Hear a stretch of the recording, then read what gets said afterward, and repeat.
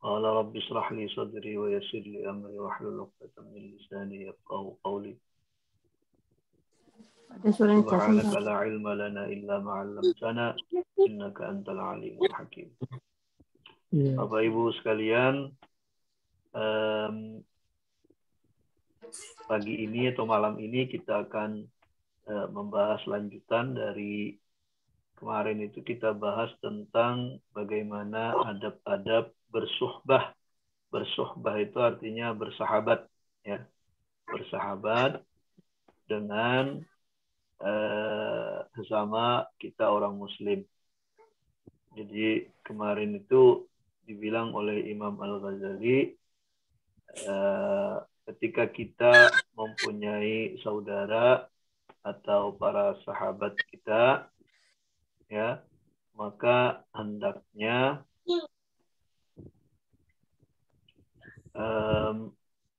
kita mempunyai dua kewajiban. Fa'alaika fihim wazifatani. Ada dua kewajiban, ya. Yang pertama itu bahwa kita harus mempunyai syarat-syarat sebagai seorang sahabat atau teman, dan kemudian tidak mensahabati kecuali orang-orang yang memang bisa diajak untuk bersahabat, ya.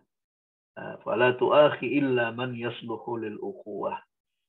Jangan merajut tali persaudaraan kecuali dengan orang yang memang layak untuk dipersaudarai. Nah, kemudian kalau sudah dapat saudara seperti itu, maka ada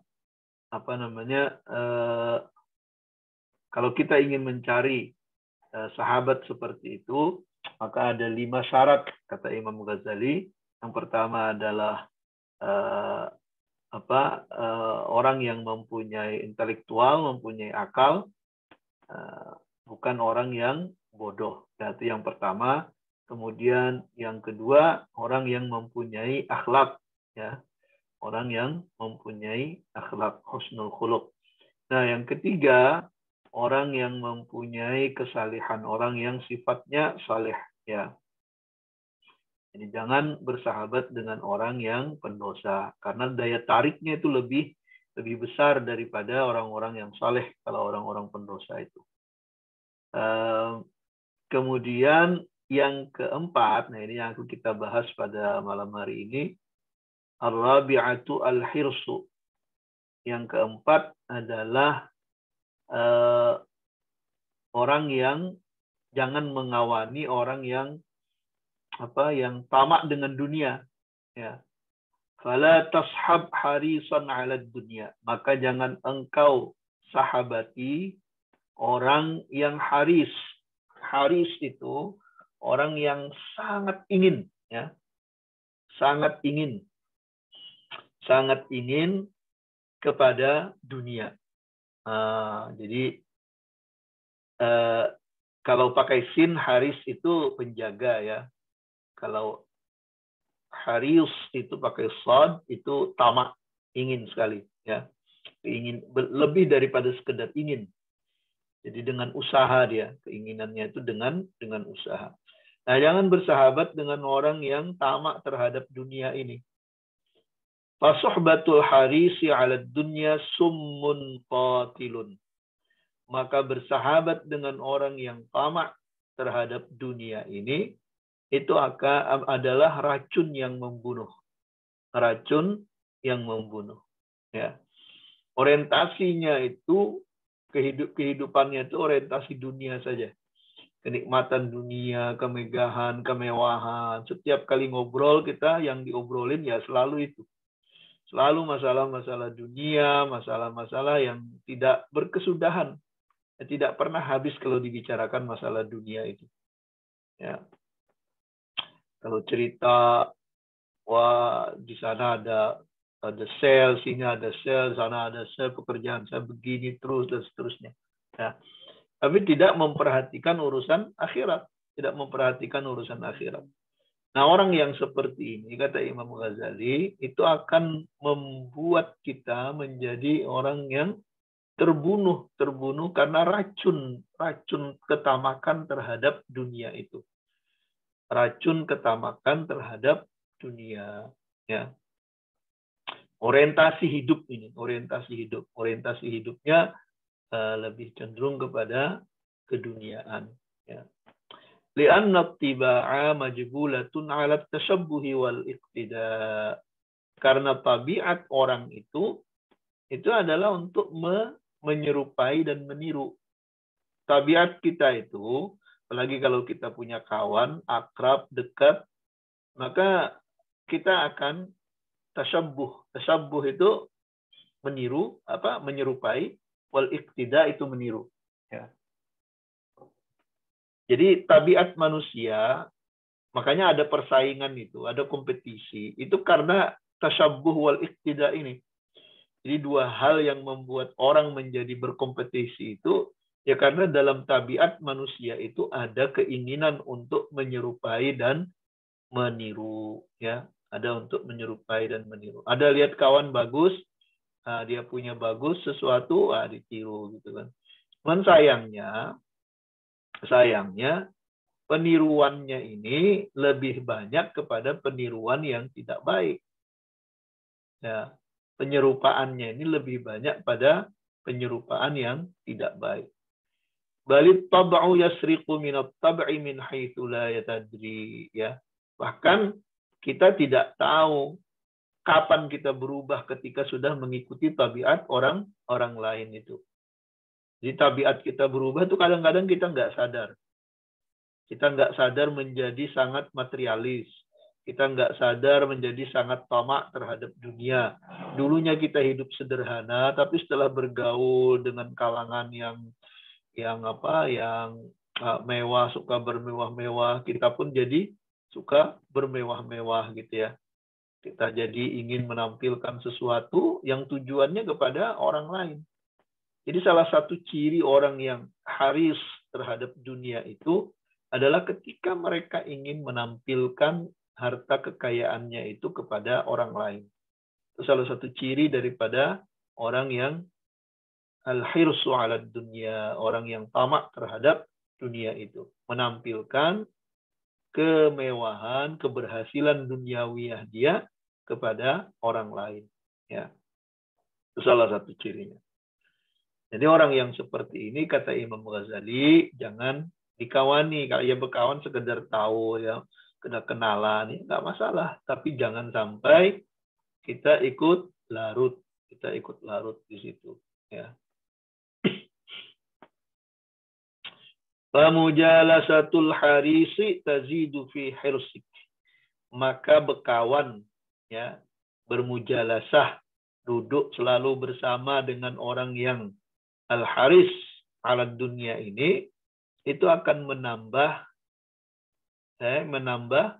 sifat tamakmu terhadap dunia juga, ya. Sifat tamakmu terhadap dunia, apalagi sudah punya bakat di situ, sudah punya bibit di situ. Ketemu dengan orang, wah ini cocok saya berkawan dengan ini, katanya kan. Bisa klasi gitu ya. Klasi itu apa? Berkelas ya. Berkelas kalau berkawan dengan Pak Marsum nih, katanya kan. Nah, jadi ya itu akhirnya ukurannya seperti itu, orientasinya. Ya, nah, kita sudah punya bakat di situ, ya makin nambah-nambah. Oleh karena itu ya hindari, kata Imam Ghazali. Wa mujalasatu zahidi fid dunya tazidu fi zuhdik. Dan bermujalasah, sering duduk bersama, berkawan dengan orang yang zahid, orang yang zuhud terhadap dunia, itu akan menambah zuhud kita, akan menambah sikap zuhud kita, ya. Jadi kawan itu sangat mempengaruhi. Apa artinya zuhud? Jika dijelaskan di sini, az-zuhdu huwa tarkul halali minad dunya. Az-zuhdu itu, zuhud itu adalah meninggalkan yang halal dari dunia, bukan yang haram. Kalau yang haram udah pasti kita kan sebagai umat Islam wajib menghindari yang haram. Dan itu makamnya awam. Makamnya awam itu menghindari yang haram. Itu biasa. Tapi yang tidak biasa itu orang yang ingin naik tingkat. Naik tingkat itu adalah orang yang meninggalkan yang halal, yang tidak perlu buat dia. Ukurannya itu adalah kebutuhan.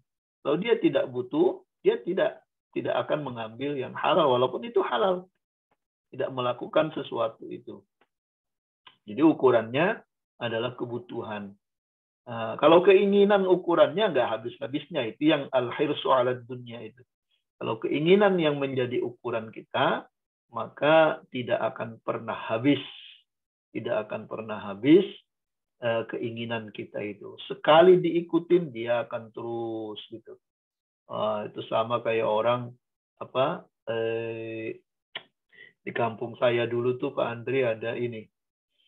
Ada istilahnya itu ibu-ibu jualan barang-barang kayak kain, sarung, pakaian-pakaian perempuan atau alat kebutuhan rumah tangga, tapi dia jalan kaki aja itu, nawarin ke rumah-rumah. Namanya kalau di istilah kami itu pembulijaan. Di Banjar itu pembulijaan itu kayak semacam orang jualan tapi pakai kredit, tukang kredit. Nah, tukang kredit. Jadi tukang kredit itu kan halal sebetulnya. Jadi jual beli berjangka, bukan pakai bunga itu. Jual beli berjangka lebih lama, jadi ada harganya naik, itu biasa, nggak masalah. Tapi bayarnya nyicil. Nah yang kayak gitu itu nggak pernah selesai Pak, nggak pernah selesai. Tukang kreditnya pinter. Begitu tinggal 2-3 kali bayar lagi, ditawarinnya lagi satu benda, satu barang supaya beli lagi gitu kan. Nanti terus saja bersambung. Itulah keinginan. Nggak pernah selesai, nggak pernah selesai. Kalau tidak bisa, tidak kuat, tidak ada azam dalam hati untuk menyetop itu nggak akan stop itu. Sampai tukang kreditnya meninggal atau bangkrut. Itu baru selesai itu. Itu tukang kreditnya yang baru datang lagi gitu kan. Karena kebiasaan seperti itu. Ya, itulah yang disebut dengan keinginan. Keinginan itu tumpang tindih dia. Nyambung terus, nggak pernah selesai. Karena itu kalau ukuran kita memperoleh dunia ini adalah keinginan, maka kita akan seperti minum air laut. Makin diminum, makin haus. Saya belum pernah minum air laut, jadi nggak tahu gimana rasanya itu. Ya, makin diminum, makin haus. Kalau kita memperturutkan keinginan kita.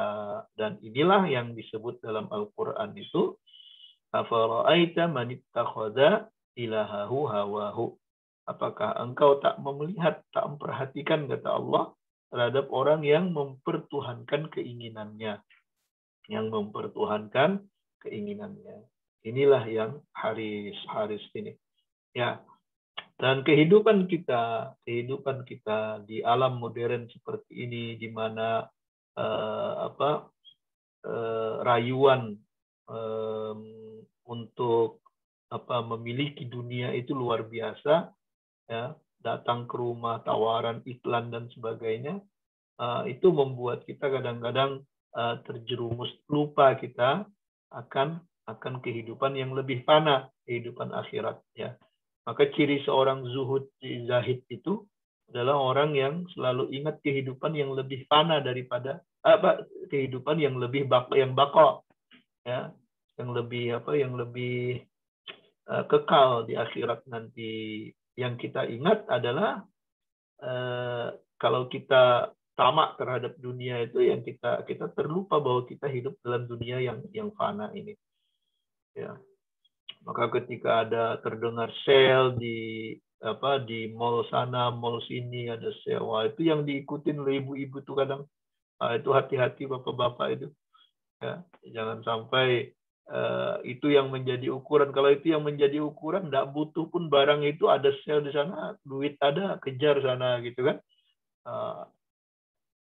Kadang-kadang numpuk barang-barang itu dan tidak terpakai. tidak ada gunanya gitu ya. Ini karena berdasarkan keinginan. Maka hati-hati, harus kita punya rem. Kita punya rem, apalagi punya duit ya, punya harta, punya banyak, gaji besar, nah, itu harus punya rem terhadap keinginan kita. Masih banyak hal-hal lain yang bisa kita gunakan duit itu yang untuk lebih yang bermanfaat. Apalagi musim-musim seperti ini di Indonesia misalnya, ini kan butuh bantuan luar biasa penggalangan dana untuk kaum yang terdampak PPKM.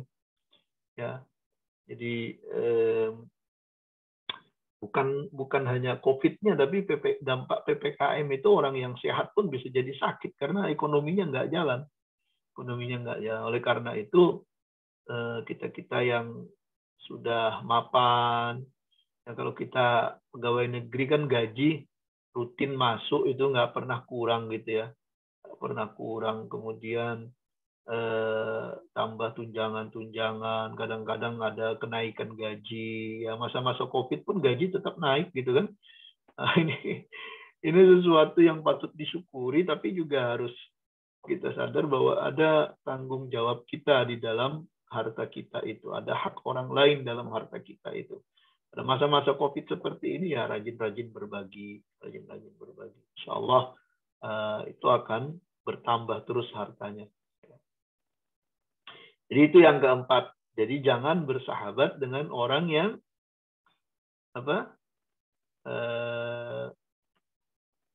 tamak terhadap dunia. Ya. Nah, yang kelima, syaratnya itu adalah as-sidqu, jujur.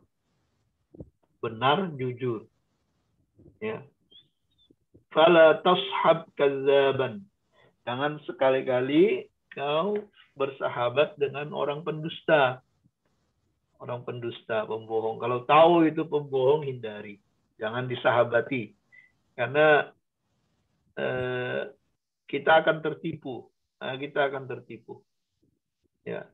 Dia udah terbiasa bohong, kita pun akan dibohongin.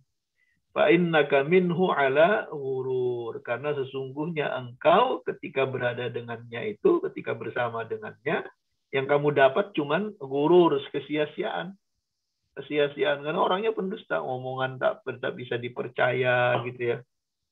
Ya. Di depan kita misalnya dia muji-muji kita karena ingin mendapatkan sesuatu dari kita. Dia berbohong dengan kita. Tapi di belakang kita dia bisa menikam. Bisa menikam. Nah, ini yang harus dihindari. Ya. Jadi jangan sampai kita, kalau sudah ketahuan bahwa kawan kita itu, seminggu 2 minggu kita berkawan, udah paham lah ya. Bahwa ini orangnya tukang bohong itu kan udah paham itu. Ini suka bohong. Udah, jaga jarak saja. Jaga jarak saja. Ya. Jadi ini juga treatment terhadap yang tukang bohong itu agar mereka juga tidak terlalu, tidak keterusan berbohong. Ya. Wa huwa mislus sarabi. Orang yang berbohong ini itu seperti orang yang menyediakan fata morgana, ya. Fata morgana. Yuqarribu minkal ba'ida wa yub'idu minkal qariba. Ya. Dia akan mendekatkan apa yang jauh dan menjauhkan apa yang dekat. Jadi kelihatan seperti itu. Nggak benar. Nggak benar. Apa yang kita lihat itu bukan sesuatu yang hak, bukan sesuatu yang nyata, ya. Tapi sesuatu yang tidak benar. Nah, inilah orang yang suka berbohong.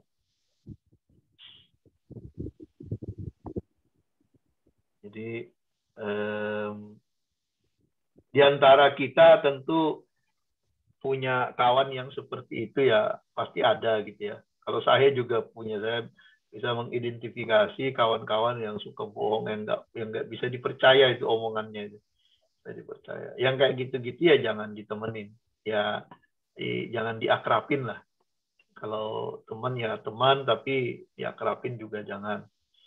Ya, kalau dia butuh bantuan, kasih sekedarnya, jangan berharap kita menghutangi dia itu akan kembali, itu nggak bisa. Ya. Jadi kalau misalnya Ya mau berhutang 10 juta ya, kalau kita nggak ada duitnya, kasih misalnya 1 juta tapi dengan niat ngasih gitu. Dengan niat ngasih, jangan niat hutang. Kalau ngutangin itu nggak pernah balik gitu. Kalau orang-orang seperti ini. Itu susah. Ya. Dan di masyarakat kita selalu ada. Karena itulah dinamika masyarakat kita. Ujian kesalehan kita tuh di situ. Ada orang yang suka bohong di masyarakat kita kan.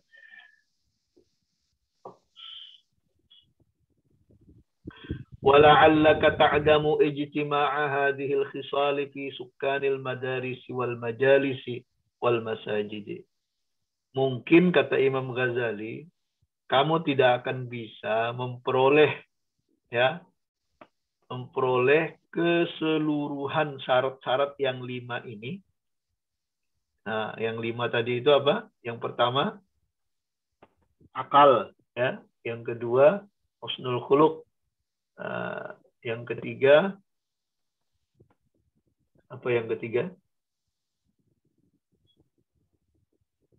Saleh, ya, orang yang saleh.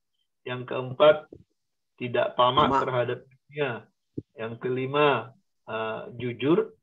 Nah, kata Imam Ghazali, mungkin kamu tidak akan bisa ketemu terhadap 5 syarat ini sekaligus, walaupun di sukanil madaris, walaupun di madrasah, di tempat majelis-majelis ilmu atau masjid, nggak ketemu gitu. Ya, artinya susah mencari orang yang punya kelima hal tersebut. Mencari orang yang kelima hal tersebut. Nah, maka bagaimana sikap kita? Imam Ghazali menyarankan fa'alaika bi ahadi amraini, maka wajib kamu melakukan salah satu dari 2 perkara ini, kata Imam Ghazali. Yang pertama, al-uzlati wal infiradi fa fiha salamatuka. Yang pertama itu adalah menyendiri, nggak bergaul. Maka di situ ada keselamatanmu. Kau akan selamat. Ya, cuman susah untuk masa-masa kayak kita gini ya, untuk menyendiri, beruzlah, al-infirad, itu nggak bisa. Karena ukurannya terlalu berat. Ya, ukuran 5 perkara tadi terlalu berat. Ya. Kalau menurut saya, ya kita tetap bergaul, tapi kita harus pilih-pilih mana yang menjadi kawan akrab, mana yang menjadi biasa-biasa saja gitu. Biasa-biasa saja. Ya. Wa imma, atau yang kedua, antakuna mukhalatatuka ma'a syurakaika biqadri salihi khisalihim. Ya. Engkau bergaul dengan mereka sekedar manfaat daripada syarat-syarat yang mereka punya tadi itu. Sesuai dengan kadar yang mereka yang punya syarat tadi itu, ya. Sesuai dengan kadar terpenuhinya syarat-syarat berkawan, ya, dengan mereka. Wadzalika bi an ta'lama annal ikhwata salasah. Jadi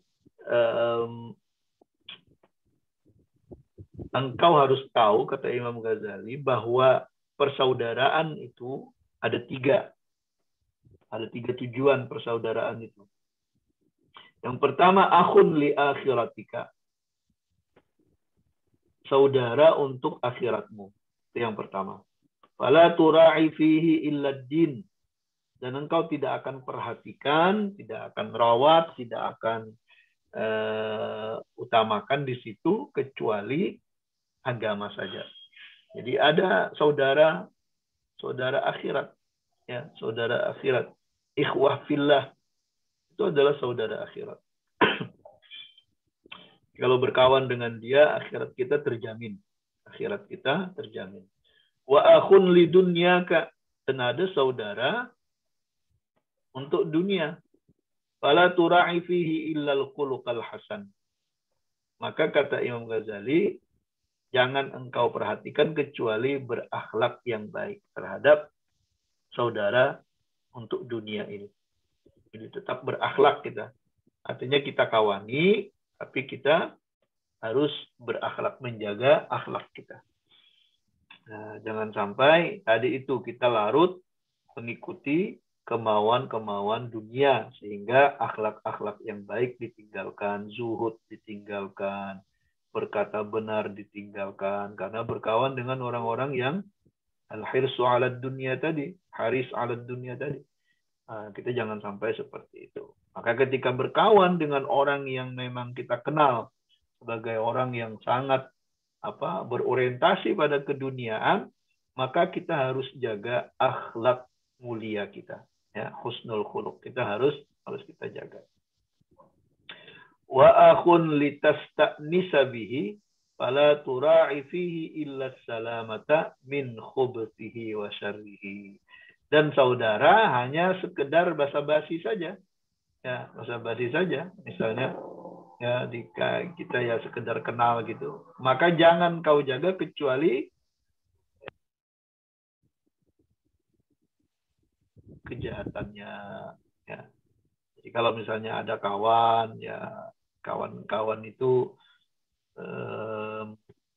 kadang-kadang dia bisa berbuat jahat dan sebagainya, maka ya kita tetap berbaik-baik, basa-basi dengan dia. Nah, cuman kita harus berhati-hati jangan sampai kita terkena imbas daripada keburukan dan kejahatannya itu. Ya.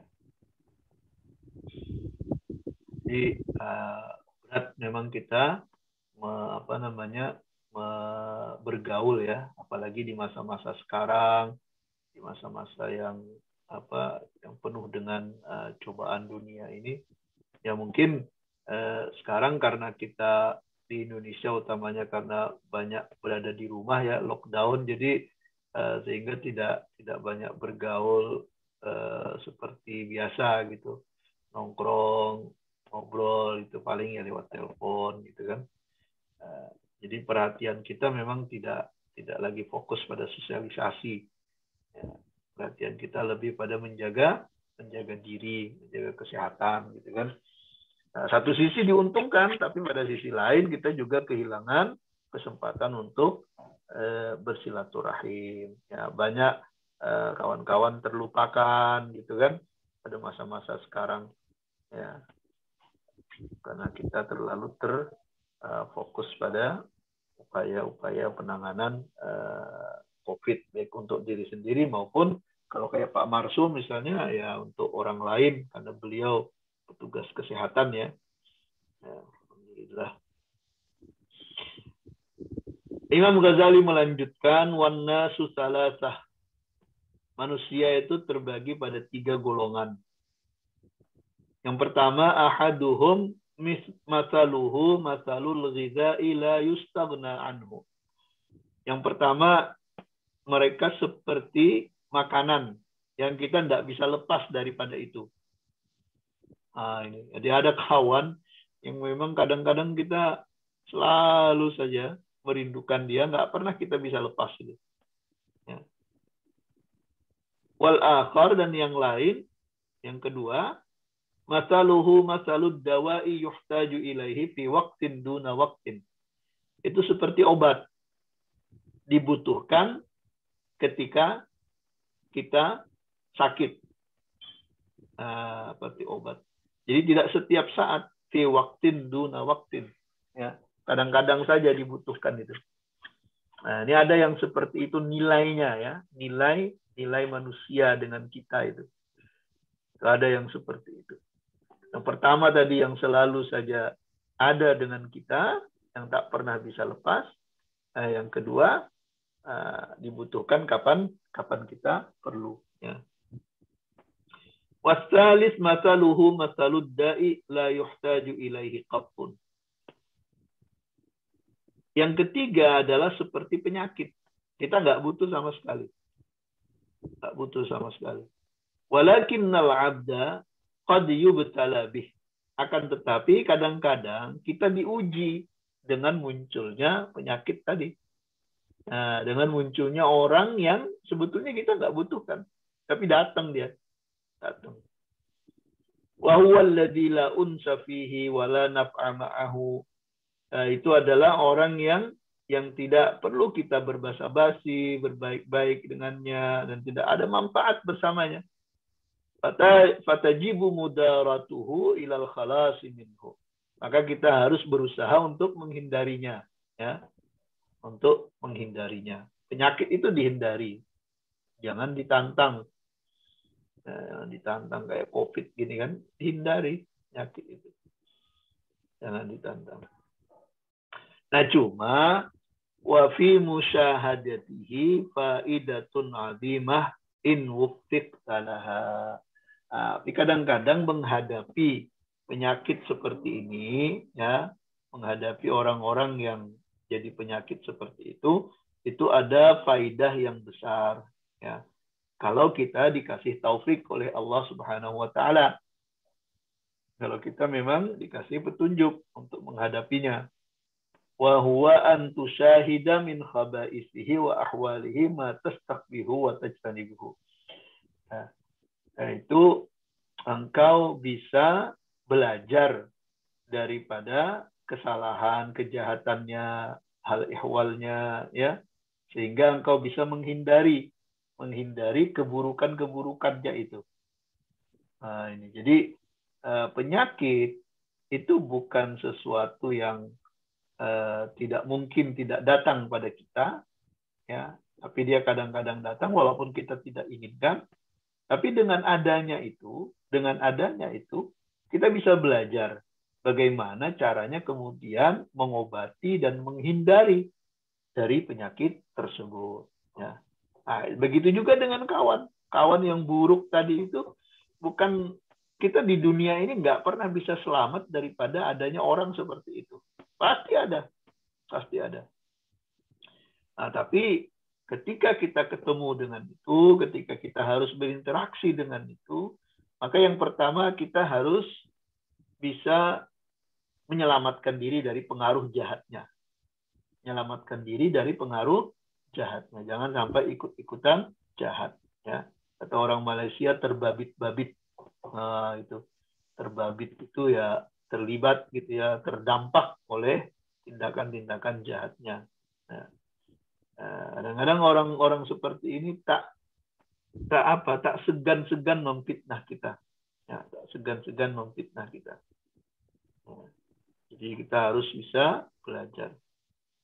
As-sa'idu man wu'idha bi ghairihi. Maka orang yang berbahagia itu, kata Imam Ghazali, orang yang bisa mengambil pelajaran dari orang lain. Ya, ngambil pelajaran dari orang lain. Ya. Wal mu'minu mir'atul mu'min. Orang mukmin itu adalah cermin dari orang mukmin yang lain. Jadi kalau kita orang beriman, maka kita menjadi cermin bagi kawan-kawan kita yang beriman yang lain. Artinya kalau kita baik, orang lain insya Allah juga baik. Jadi berkawan itu saling menebar kebaikan, saling menyebar kebajikan. Waqila li Isa ala nabiyina wa alaihi salatu wassalam. Dan ditanya Nabi Isa itu oleh orang, man addabaka, siapa yang mendidikmu wahai Isa? Maka Nabi Isa menjawab, ma addabani ahad, saya tidak dididik oleh satu orang pun, ya. Tak ada seorang yang mendidikku, walakin ra'aitu jahlal jahili fatajannabtuhu, ya. Akan tetapi aku melihat kejahilan orang yang jahil, maka aku bisa menghindarinya, ya. Maka aku bisa menghindarinya, kata Nabi Isa. Jadi kita belajar dari kesalahan orang lain, ya. Belajar dari kesalahan orang lain. Dan itulah salah satu kunci kebahagiaan, kata Imam Ghazali. Walaqad sadaqa ala nabiyyina wa alaihi salatu wassalam, ya. Sungguh telah benar perkataan Isa alaihi salatu wassalam. Falau ijtanaban nasu ma yakrahunahu min ghairihim lakamulat adabuhum wastaghnau 'anil mu'addibi. Seandainya orang banyak manusia ini, ya, mampu menghindari apa yang mereka benci, apa yang mereka tidak suka, ya, dari perbuatan orang-orang lain terhadap mereka, artinya kita selalu bisa nih menghindari keburukan-keburukan yang ditimbulkan dari orang lain terhadap kita, itu ya. Karena pergaulan-pergaulan tadi, maka laka mulat adabuhum, niscaya akan sempurnalah adab mereka, ya, akhlak mereka akan sempurna. Artinya nggak perlu ada guru lagi, wastaghnau anil muadzib, dan tidak perlu ada pendidik lagi, karena manusia sudah mampu menghindari keburukan-keburukan yang ditimbulkan oleh orang lain, ya. Tapi ternyata banyak di antara kita yang tidak mampu, bahkan tidak bisa mengenali mana yang buruk, mana yang tidak, mana mana orang yang bisa dikawani, mana yang tidak bisa, mana yang harus dihindari, dijaga jaraki, gitu ya. Itu yang membuat kemudian kita perlu belajar tentang adab-adab bagaimana berkawan, adab-adab bagaimana bermuamalah, bagaimana bersahabat dengan orang-orang lain, ya. Nah, ini yang disampaikan oleh Imam Ghazali, ya. Nah, nanti yang berikutnya al-wazifatus tsaniyah, kewajiban kedua tadi kan dalam mencari kawan ada 5 perkara yang harus dilihat. Nah, ada kewajiban yang kedua, mura'atu huquqis suhbah, menjaga hak-hak persahabatan itu. Ya, menjaga hak-hak persahabatan itu. Apa saja hak-hak persahabatan itu yang harus kita perhatikan. Insyaallah nanti minggu depan kita akan sambung lagi dengan taufik dan inayah daripada Allah Subhanahu wa taala. Mudah-mudahan Allah Subhanahu wa taala memberikan kesempatan kepada kita untuk memperoleh saudara-saudara, sahabat-sahabat yang mampu meningkatkan kualitas keimanan dan keislaman kita. Dan kita memperoleh sahabat yang betul-betul bisa menjadi sahabat, menjadi orang yang mampu berbagi, menjadi orang yang bisa merasakan apa yang kita rasakan, dan kemudian kita bersahabat sampai nanti ke akhirat, ke surga, insyaallah. Amin ya rabbal alamin.